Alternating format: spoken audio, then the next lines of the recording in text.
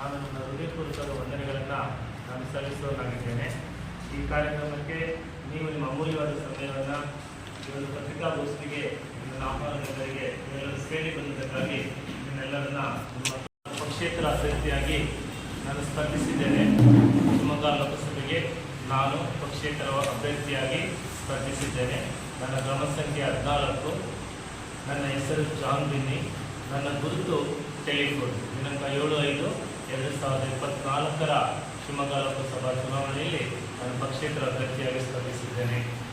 ಈ ಒಂದು ಪತ್ರಿಕಾಗೋಷ್ಠಿಯಲ್ಲಿ ನಾನು ನನ್ನ ಗುರಿ ಹಾಗೂ ನನ್ನ ಧ್ಯೇಯೋದ್ದೇಶಗಳನ್ನು ತಮ್ಮ ಬಳಿಯಲ್ಲಿ ಹೇಳಿಕೊಳ್ಳಲು ಇಷ್ಟಪಟ್ಟಿದ್ದೇನೆ. ಸಾರ್ವಜನಿಕವಾಗಿ ನಾನು ಭದ್ರಾವತಿ ಒಳಗಡೆ ಪ್ರೈವೇಟ್ ಸ್ಕೂಲನ್ನು ನಡೆಸ್ತಾ ಇದ್ದೇನೆ ಹಾಗೂ ನನ್ನ ವಾಯು ಮಾಲಿನ್ಯ ಸರ್ಟಿಫಿಕೇಟ್ ಹಾಕಿಕೊಡ್ತಾ ಇದ್ದೇನೆ ಸಾರ್ವಜನಿಕರಿಗೆ. ಹಾಗೂ ಪ್ರಥಮ ಚಿಕಿತ್ಸೆಯ ತರಬೇತಿಯನ್ನು ಸಹ ಭದ್ರಾವತಿಯಲ್ಲಿ ಸುಮಾರು 20 ವರ್ಷಗಳಿಂದ ನೀಡುತ್ತಿದ್ದೇನೆ. 25 ವರ್ಷಗಳಿಂದ ನಾನು ವಾಹನ ತರಬೇತಿ, ಲಘು ವಾಹನ ತರಬೇತಿ, ಕಾರ್ ಡ್ರೈವಿಂಗನ್ನು ಕಲಿಸಿಕೊಡ್ತಾ ಇದ್ದೇನೆ. ಉಚಿತವಾಗಿ ನಾನು ವಾಯು ಮಾಲಿನ್ಯ ಪರೀಕ್ಷೆಯನ್ನು ಕಳೆದ 3 ವರ್ಷಗಳಿಂದ ಸಾರ್ವಜನಿಕವಾಗಿ ಎಲ್ಲ ಪೆಟ್ರೋಲ್ ವಾಹನಗಳಿಗೆ ನಾನು ಉಚಿತವಾಗಿ ಹಾಕಿಕೊಡುತ್ತಿದ್ದೇನೆ. ಭದ್ರಾವತಿ ಕ್ಷೇತ್ರದ ಜನತೆ, ಭದ್ರಾವತಿಯಲ್ಲಿ ಅನೇಕ ಸಮಸ್ಯೆಗಳಿದೆ. ಸುಮಾರು 7 ಚುನಾವಣೆಗಳು ಮುಗಿದೋಯಿತು. ನಮ್ಮ VSL ಹಾಗೂ UPM ಕಾರ್ಖಾನೆಗಳಲ್ಲಿ ಸುಮಾರು 20,000 ಕಾರ್ಮಿಕರು ಅಲ್ಲಿ ಕೆಲಸ ಮಾಡ್ತಿದ್ರು. ದಿನದಿಂದ ದಿನಕ್ಕೆ ಅದು ಕ್ಷೀಣಿಸುತ್ತಾ ಈಗ ಕೇವಲ 300ರ ಗಡಿ ತಾಕಿದೆ. ಎಲ್ಲ ಮನೆಗಳು, ಎಲ್ಲ ರಸ್ತೆಗಳು, ಎಲ್ಲ ಕಾರ್ಖಾನೆಗಳು ಸಂಪೂರ್ಣ ಹಾಳಾಗಿದೆ. 24 ಗಂಟೆ ನೀರಿರುವಂಥ ಆ ಒಂದು ಸ್ಥಳ ಇವತ್ತು ಅಧೋಗತಿಯಾಗಿದೆ. ಸಾಮಾನ್ಯವಾಗಿ ಜನಸ್ಪಂದನ ಕಾರ್ಯಕ್ರಮದಲ್ಲಿ ಮುಖ್ಯಮಂತ್ರಿಗಳಿಗೆ ಮನವಿ ಸಲ್ಲಿಸಿದ್ವಿ. ಅವ್ರು ಯಾವಾಗ ಜನಸ್ಪಂದನೆ ನಿಮ್ಮ ಸಮಸ್ಯೆಗಳನ್ನು ಕೇಳ್ತೀನಿ ಅಂತ. 7 ಚುನಾವಣೆಗಳಿಂದ ಸಮಸ್ಯೆ ಬಗ್ಗೆ ಮಾತಾಡ್ತಾನೆ ಇದ್ದೀವಿ. ನಮ್ಮ ಸಮಸ್ಯೆಗೆ ಯಾವ ಸ್ಪಂದನೆ ಇಲ್ಲ. 2 ರಾಷ್ಟ್ರೀಯ ಪಕ್ಷಗಳು ಸರ್ವಾಧಿಕಾರದಲ್ಲಿದೆ. ಅಧಿಕಾರ ಇಲ್ಲ ಅಂತ ಹೇಳ್ಬೋದಿತ್ತು. ಅಧಿಕಾರಕ್ಕೆ ಮುಂಚಿತವಾಗಿ ಎಲ್ಲರೂ ಸಹ ಚುನಾವಣೆಯಲ್ಲಿ ಕಾರ್ಖಾನೆ ಅಭಿವೃದ್ಧಿ ಮಾಡ್ತೀವಿ, ಭದ್ರಾವತಿ ಅಭಿವೃದ್ಧಿ ಮಾಡ್ತೀವಿ, ಈ ರೀತಿ ಹೇಳ್ತಾ ಇರ್ತಾರೆ. ಚುನಾವಣೆ ಮುಗಿದ ಮೇಲೆ ಯಾರೂ ಸಹ ಆ ಕಡೆ ಬರಲಿಕ್ಕೆ ಸಾಧ್ಯವಿಲ್ಲ.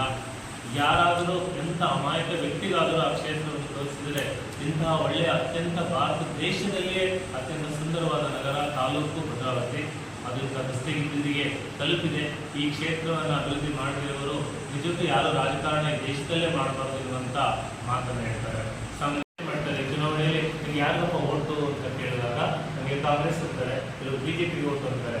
ನಮ್ಮೂರಿಗೆ ಬಂದು ಈ ಕ್ಷೇತ್ರದಲ್ಲಿ ಯಾರಿಗಪ್ಪ ಓಟು ಅಂತ ಕೇಳುವಾಗ ಎಲ್ಲರೂ ಓಟ್ ಹಾಕಿ ಸಾಕಾಯ್ತು, ನಮ್ಗೆ ಯಾವ ಪಕ್ಷನೂ ಬೇಡ, ಈ ಬಾರಿ ಪಕ್ಷೇತರ ಅಭ್ಯರ್ಥಿಗೆ ನಮ್ಮೆಲ್ಲರ ಬಹುಮತ ಕೊಡ್ತೇವೆ. ತಮ್ಮ ಸ್ವಇಚ್ಛೆಯಿಂದ, ತಮ್ಮ ಸ್ವಂತ ಹಣದ ಖರ್ಚಿಂದ ನನ್ನನ್ನು ಈ ಒಂದು ಚುನಾವಣೆಗೆ ಸ್ಪರ್ಧಿಸಲು ಒತ್ತಾಸೆ ಮಾಡಿ ಅವರ ಸಂಪೂರ್ಣವಾಗಿ ಎಲ್ಲ ಖರ್ಚು ವೆಚ್ಚಗಳನ್ನು ಅತ್ಯಂತ ಕಡುಬಡವರು ಹಾಗೂ ಅನೇಕ ಉದ್ಯಮಿಗಳು ತಮ್ಮ ಸ್ವಂತ ಹಣದಿಂದ ಈ ಒಂದು ಭದ್ರಾವತಿ ಕ್ಷೇತ್ರದಲ್ಲಿ ಶಿವಮೊಗ್ಗ ಲೋಕಸಭೆಗೆ ಸಂಸದರಾಗಬೇಕೆಂಬುದಾಗಿ ಅವರು ನನ್ನನ್ನು ಆಯ್ಕೆ ಮಾಡಿದ್ದಾರೆ. ಇಡೀ ಶಿವಮೊಗ್ಗ, ಭದ್ರಾವತಿ ಮಾತ್ರ ಅಲ್ಲ, ಇಡೀ ಶಿವಮೊಗ್ಗಕ್ಕೆ ಸಂಬಂಧಪಟ್ಟಂಥ ಎಲ್ಲ ತಾಲೂಕುಗಳಲ್ಲಿ ನಾನು ಎಲ್ಲ ತಾಲೂಕುಗಳಿನ ಸಮಸ್ಯೆಗಳಿಗೆ ಪ್ರತಿಯೊಬ್ಬರಿಗೂ ಅಧಿಕಾರದ ಅನುಕೂಲ ಪ್ರತಿಯೊಬ್ಬ ವ್ಯಕ್ತಿಗೂ ತಲುಪಬೇಕೆನ್ನುವಂಥದ್ದು ನನ್ನ ಬಯಕೆ. ಅಧಿಕಾರ ಕಟ್ಟಕಡೆಯವರು ತಲುಪಬೇಕು. ಎಷ್ಟು ಜನ ಅಧಿಕಾರದಿಂದ ವಂಚಿತರಾಗಿದ್ದಾರೆ, ಸ್ವಲ್ಪ ಜನಕ್ಕೆ ಅಧಿಕಾರ ಸಿಗುತ್ತಿದೆ, ಮತ್ತೆ ಸ್ವಲ್ಪ ಜನಕ್ಕೆ ಅಧಿಕಾರ ಯಾವುದೇ ಕಾರಣಕ್ಕೂ ಅದು ಸಿಗುತ್ತಾ ಇಲ್ಲ. ಆಟಗಾರನಿಗೆ 20 ಕೋಟಿ ಹಣವನ್ನು ಕೊಟ್ಟು ಆಯ್ಕೆ ಮಾಡ್ತಾರೆ. ಆದರೆ ಇವತ್ತು ರಾಜಕಾರಣಿಗಳನ್ನು ಯಾರು ಆ ರೀತಿ ನೀವು ನನಗೆ ಬೇಕೇ ಬೇಕೆಂಬುದಾಗಿ ಯಾವ ರಾಜಕಾರಣಿಗಳು ಜನ ಇಷ್ಟಪಟ್ಟು ಆಯ್ಕೆ ಮಾಡುತ್ತಿಲ್ಲ, ಕಷ್ಟಪಟ್ಟು ಆಯ್ಕೆ ಮಾಡುವಂತಹ ಪರಿಸ್ಥಿತಿಯಲ್ಲಿ ಬಂದಿದೆ. ಯಾಕೆಂಬುದಾಗಿ ನೋಡುವಾಗ ಒಬ್ಬ ಮನುಷ್ಯ ಒಂದ್ಸಲ ಚುನಾವಣೆ ನಿಂತ ಮೇಲೆ ಮತ್ತೆ ಜನರ ಹತ್ರ ನನಗೆ ಓಟ್ ಕೊಡಿ ಅಂತ ಯಾವ ಜನಪ್ರತಿನಿಧಿಗಳು ಕೇಳಬಾರ್ದು. ಯಾಕಂದರೆ 5 ವರ್ಷ ಟೈಮ್ ಇತ್ತು, ಒಳ್ಳೆ ಕೆಲಸಗಳು ಮಾಡಲಿಕ್ಕೆ ಅವಕಾಶ ಇತ್ತು. ಯಾವುದೇ ಒಳ್ಳೆ ಕೆಲಸ ಮಾಡ್ತೀವಿ ಚುನಾವಣೆಯಿಂದ ಎಲ್ಲ ರಾಜಕೀಯ ಪಕ್ಷಗಳು ತುಂಬ ಹೆದರ್ತಾ ಇದ್ದಾರೆ. ಕಾರಣ ಇಷ್ಟೇ. ಯಾಕೆ ಇದಕ್ಕೆ ಒಬ್ಬ ವಿದ್ಯಾರ್ಥಿ ಅತ್ಯುತ್ತಮವಾಗಿ ಬಂದಿದ್ದರೆ 625 ಮಾರ್ಕ್ಸ್ ತಗೊಳ್ತಾನೆ. ಚುನಾವಣೆ ಜನಪ್ರತಿನಿಧಿಗಳು ಎಂದಾಗಿ ಜನರ ಸ್ಪಂದನೆಗಳನ್ನ ಆಲಿಸಬೇಕು. ಇಡೀ ಶಿವಮೊಗ್ಗ ಲೋಕಸಭಾ ಚುನಾವಣೆಯಲ್ಲಿ ಒಬ್ಬ ವ್ಯಕ್ತಿಯನ್ನು ಇಡೀ ಶಿವಮೊಗ್ಗ ಲೋಕಸಭೆಯ ಎಲ್ಲ ಕುಟುಂಬಗಳ ಕೈಯಲ್ಲಿ ಕೊಡ್ತಾ ಇದೆ. ಅತ್ಯಂತ ಮಹತ್ವದ ಸ್ಥಾನ. ಒಬ್ಬ ದೇಶದ ರಾಜಕಾರಣಿ ಅತ್ಯಂತ ಪ್ರತಿಭಾವಂತನಾಗಿ ಸ್ಪರ್ಧೆಯಲ್ಲಿ ಅವರು ಜನರ ಸೇವೆಯನ್ನು ಮಾಡಬೇಕು ಅಂತ ಇಷ್ಟಪಡ್ತೀನಿ. ತುಂಬ ಜನಕ್ಕೆ ಹೇಳಲಿಕ್ಕೆ ಇಷ್ಟಪಡ್ತೀನಿ. ಏನಪ್ಪ ಅಂದರೆ ಮತದಾನ ಅತ್ಯಂತ ಪವಿತ್ರವಾದದ್ದು. 10 ಜನರಲ್ಲಿ ಯಾರು ಒಳ್ಳೆಯದೋ ಅವರನ್ನು ಮಾತ್ರ ಆಯ್ಕೆ ಮಾಡಿ. ಯಾವ ಜಾತಿ ಬೇಡ, ಯಾವ ಪಕ್ಷ ಬೇಡ, ಯಾರೂ ಬೇಡ. 10 ಜನ ನಿಂತಿರ್ತಾರೆ, ಅದರಲ್ಲಿ ಉತ್ತಮ ವ್ಯಕ್ತಿನ ಆಯ್ಕೆ ಮಾಡಿ ಅಂತಾಗಿ. ಒಬ್ಬ ಡ್ರೈವರ್, ಒಬ್ಬ ಡಾಕ್ಟರ್ ತಪ್ಪು ಮಾಡೋದು ಗುರುತಂದರೆ, ಒಬ್ಬ ಡ್ರೈವರ್ ತಪ್ಪು ಮಾಡಿದ್ರೆ ಕಾರಲ್ಲಿ 5 ಜನ, ಬಸ್ಸಲ್ಲಿ 50 ಜನ, ಫ್ಲೈಟಲ್ಲಿ 500 ಜನ, ಟ್ರೈನಲ್ಲಿ 3000 ಜನ. ಆ ದೇಶಕ್ಕೆ ಒಬ್ಬ ಒಳ್ಳೆಯ ರಾಜಕಾರಣಿ ಇಲ್ಲ ಅಂತಾಗಿ ತಾಲೂಕಿಗೆ, ಒಂದು ಜಿಲ್ಲೆಗೆ, ಒಂದು ರಾಜ್ಯಕ್ಕೆ, ಒಂದು ರಾಷ್ಟ್ರಕ್ಕೆ ಒಳ್ಳೆಯ ರಾಜಕಾರಣಿ ಇಲ್ಲ ಅಂದರೆ 150 ಕೋಟಿ ಜನಗಳ ಜೀವನ ಅಧೋಮಯ, ಅಸ್ತವ್ಯಸ್ತ, ಸಂಪೂರ್ಣ ಕತ್ತಲಲ್ಲಿ ಅವರ ಬದುಕು ಎಂಬುದಾಗಿ ಹೇಳಲು ಇಷ್ಟಪಡ್ತೇನೆ. ಅತ್ಯಂತ ಮಹತ್ವದ ಆಯ್ಕೆ. ಯಾವುದೇ ಆಮಿಷಗಳಿಗೆ, ಯಾವುದೇ ಬಣ್ಣದ ಮಾತುಗಳಿಗೆ ಜನರು ಇಂದಿಗೂ ಸಹ ಅದಕ್ಕೆ ಒಪ್ಪಿಕೊಳ್ಳದೆ ಉತ್ತಮ ವ್ಯಕ್ತಿಯನ್ನು ಆಯ್ಕೆ ಮಾಡಬೇಕು. ಭದ್ರಾವತಿಯಲ್ಲಿ ಈ ಚುನಾವಣೆಯಲ್ಲಿ ನಾನು ಶಿವಮೊಗ್ಗ ಕ್ಷೇತ್ರದ ಎಲ್ಲ ತಾಲೂಕಿನ ಜನರಿಗೆ ನಾನು 6 ಗ್ಯಾರಂಟಿಗಳನ್ನು ಕೊಟ್ಟಿದ್ದೇನೆ. ಸಾಮಾನ್ಯವಾಗಿ 6 ಗ್ಯಾರಂಟಿಗಳಲ್ಲಿ ನನ್ನ ಮೊದಲನೇ ಗ್ಯಾರಂಟಿ ASL ಕಾರ್ಖಾನೆ ಹಾಗೂ MKM ಕಾರ್ಖಾನೆಯನ್ನು ನಾನು ಅಭಿವೃದ್ಧಿಪಡಿಸಲಿಕ್ಕೆ ಪುನಃ ಪ್ರಾರಂಭ ಮಾಡಲಿಕ್ಕೆ ಮೊದಲನೇ ಗ್ಯಾರಂಟಿ ಕೊಡ್ತಾ ಇದ್ದೇನೆ. ಎರಡನೇ ಗ್ಯಾರಂಟಿಯಾಗಿ ಪ್ರತಿ ತಾಲೂಕಿನಲ್ಲಿ 1,000 ಅತ್ಯಂತ ಬಡವ ಮಕ್ಕಳಿಗೆ, ಯಾರು ಶಿಕ್ಷಣ ವಂಚಿತರಾಗಿರುತ್ತಾರೋ 1,000 ಮಕ್ಕಳಿಗೆ 8 ತಾಲೂಕಿನಿಂದ 8,000 ಮಕ್ಕಳಿಗೆ ಉಚಿತವಾಗಿ ನಾನು ಶಿಕ್ಷಣ ಕೊಡಲಿಕ್ಕೆ ಇಷ್ಟಪಡ್ತೇನೆ. ಮೂರನೇ ಗ್ಯಾರಂಟಿಯಾಗಿ ಯಾರು 30,000 ಯುವಕರಿಗೆ ನಾನು ತಕ್ಷಣ ಉದ್ಯೋಗ ಕೊಡಲಿಕ್ಕೆ ಇಷ್ಟಪಡ್ತೇನೆ. ನಮ್ಮ ಭದ್ರಾವತಿಯಲ್ಲಿ 15,000 ಉದ್ಯೋಗ ಕೊಡ್ಬೋದು, ಯಾರು ಬೇಕಾದ್ರೂ ಕೊಡ್ಬೋದು.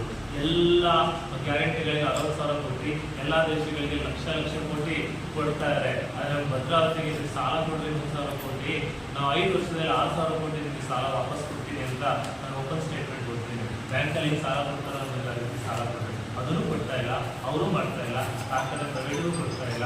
ಇಂಥ ಸ್ಥಿತಿಯಲ್ಲಿದೆ. ಅದಕ್ಕೋಸ್ಕರ ಈ ಒಂದು ಸ್ಪರ್ಧೆಯಲ್ಲಿ ನಾನು ಮೂರನೇ ಗ್ಯಾರಂಟಿಯಾಗಿ 30,000 ಯುವಕರಿಗೆ ಉದ್ಯೋಗ ಕೊಡಲಿಕ್ಕೆ ನಾನು ಇಷ್ಟಪಡ್ತೇನೆ. ನಾಲ್ಕನೇ ಗ್ಯಾರಂಟಿಯಾಗಿ 1,00,000 ಯುವತಿಯರಿಗೆ ಉಚಿತ ವಾಹನ ತರಬೇತಿ, ಸ್ವಂತ ಉದ್ಯೋಗಕ್ಕಾಗಿ ಉಚಿತ ವಾಹನ ತರಬೇತಿ ಕೊಡಲಿಕ್ಕೆ ಇಷ್ಟಪಡ್ತೇನೆ. ನೆಕ್ಸ್ಟ್ ನಾನು ಮೆಡಿಕಲ್ ಹಾಗೂ ನೀಟ್ ಇಂಜಿನಿಯರಿಂಗ್ ಮಾಡತಕ್ಕಂಥ ಎಲ್ಲ ವಿದ್ಯಾರ್ಥಿಗಳು ಯಾರಾಗಬಹುದು ನಮ್ಮ ಜಿಲ್ಲೆಗೆ, ಶಿವಮೊಗ್ಗ ಜಿಲ್ಲೆಗೆ ಸಂಬಂಧಪಟ್ಟವರಿಗೆ ಮಾತ್ರ, ಇಡೀ ನಮ್ಮ ಕರ್ನಾಟಕ ರಾಜ್ಯಕ್ಕೆ ಹೇಳ್ತಾ ಇಲ್ಲ, ಶಿವಮೊಗ್ಗ ಜಿಲ್ಲೆಗೆ ಸಂಬಂಧಪಟ್ಟ ಎಲ್ಲ ತಾಲೂಕುಗಳಲ್ಲಿ ಇರುವಂಥ ವಿದ್ಯಾರ್ಥಿಗಳಿಗೆ ನಾನು ಉಚಿತ ನೀಟ್ ಹಾಗೂ MBBS, ನೀಟ್ ಹಾಗೂ CET ಇಂಜಿನಿಯರಿಂಗ್, ಪ್ರತಿಯೊಬ್ಬ ಮಕ್ಕಳು ವಿದ್ಯಾವಂತರಾಗಲಿ, ಇಂಜಿನಿಯರ್ ಆಗಲಿ, ಡಾಕ್ಟರ್ ಆಗಲಿ ಇರುವಂಥ ಅತ್ಯಂತ ನನ್ನ ಬಯಕೆ. ಎಲ್ಲರಿಗೂ ಸಹ ಆ ಒಂದು ಅನುಕೂಲ ಸಿಗಲಿ. ನಮ್ಮ ನೀಟ್ ಎಕ್ಸಾಮ್ ಅಂದರೆ 2 ಲಕ್ಷ ಬೇಕು, 3 ಲಕ್ಷ ಬೇಕು, ಇಂಜಿನಿಯರಿಂಗ್ ಮಾಡಬೇಕಂದ್ರೆ 1 ಲಕ್ಷ ಬೇಕು. ಯಾಕೆ ಅಷ್ಟು ಖರ್ಚಿರುತ್ತೆ? ನಾನು ಅದಕ್ಕೆ ಉಚಿತವಾಗಿ ನೀಟ್ ಕಾಂಪಿಟೇಷನ್, CET ಕಾಂಪಿಟೇಷನ್ಗೆ ಅವಕಾಶ ಮಾಡಿಕೊಡ್ತೇನೆ. ಆಮೇಲೆ ಪ್ರತಿ ತಾಲೂಕಿನಲ್ಲಿ ಅತ್ಯಾಧುನಿಕವಾದ, ಸುಸಜ್ಜಿತವಾದ ಒಂದು ಮಲ್ಟಿ ಸ್ಪೆಷಾಲಿಟಿ ಆಸ್ಪತ್ರೆ, ಹೈಟೆಕ್ ಹಾಸ್ಪಿಟಲ್ ಒಂದು ಆಸ್ಪತ್ರೆ ಸೌಲಭ್ಯ ಸಿಗುತ್ತದೆ. ಉದ್ಯೋಗ, ಆರೋಗ್ಯ, ಶಿಕ್ಷಣ 3ಕ್ಕೆ ನಾನು ಪ್ರಾಮುಖ್ಯತೆ ಕೊಡಲಿಕ್ಕೆ ಇಷ್ಟಪಡ್ತೇನೆ. ಮತ್ತು ಎಷ್ಟೋ ಜನರು ಆರೋಗ್ಯಕ್ಕೆ ಹಣಗಳಿಲ್ಲದೆ ಸತ್ತೋಗುತ್ತಿರುವುದರಿಂದ ಜೀವಂತವಾಗಿ ನೋಡ್ತಾ ಇದ್ದೇವೆ. ಸಾಮಾನ್ಯವಾಗಿ ಎಲ್ಲರೂ ಅಭಿವೃದ್ಧಿ ಅಂತ ಹೇಳ್ತಾರೆ, ಡಿಜಿಟಲ್ ಇಂಡಿಯಾ ಅಂತ ಹೇಳ್ತಾರೆ. ಮೂಲಭೂತ ಸೌಕರ್ಯಗಳಿಲ್ಲ, ಒಳ್ಳೆ ರಸ್ತೆ ಇಲ್ಲ, ಇರಲಿಕ್ಕೆ ಒಂದು ಮನೆ ಇಲ್ಲ, ಹಾಕೊಳ್ಳಿಕ್ಕೆ ಬಟ್ಟೆ ಇಲ್ಲ, ಓದಲಿಕ್ಕೆ ವಿದ್ಯಾಭ್ಯಾಸ ಇಲ್ಲ, ಕುಡಿಲಿಕ್ಕೆ ಒಂದು ನೀರಿಲ್ಲ, ಮೂಲಭೂತ ಸೌಕರ್ಯಗಳಿಲ್ಲ. ಡಿಜಿಟಲ್ ಇಂಡಿಯಾ ತಗೊಂಡು ನಾವೇನು ಮಾಡಲಿಕ್ಕೆ ಸಾಧ್ಯ ಇಲ್ಲ. ಪ್ರತಿಯೊಬ್ಬ ಮನುಷ್ಯನ ಜೀವನದ ಅವಶ್ಯಕತೆ ಏನೆಂಬುದಾಗಿ ಇವತ್ತು ನಾವು ಜನರನ್ನು ಅವ್ರನ್ನ ಆಯ್ಕೆ ಮಾಡಿರೋದು, ಆ ಸಿಂಹಾಸನದಲ್ಲಿ ಅವ್ರನ್ನ ಕೂರಿಸಿರೋದು ಪ್ರತಿಯೊಬ್ಬರ ಜನರ ಕಷ್ಟಗಳಿಗೆ ಸ್ಪಂದಿಸಲಿ ಎಂಬುದಾಗಿ.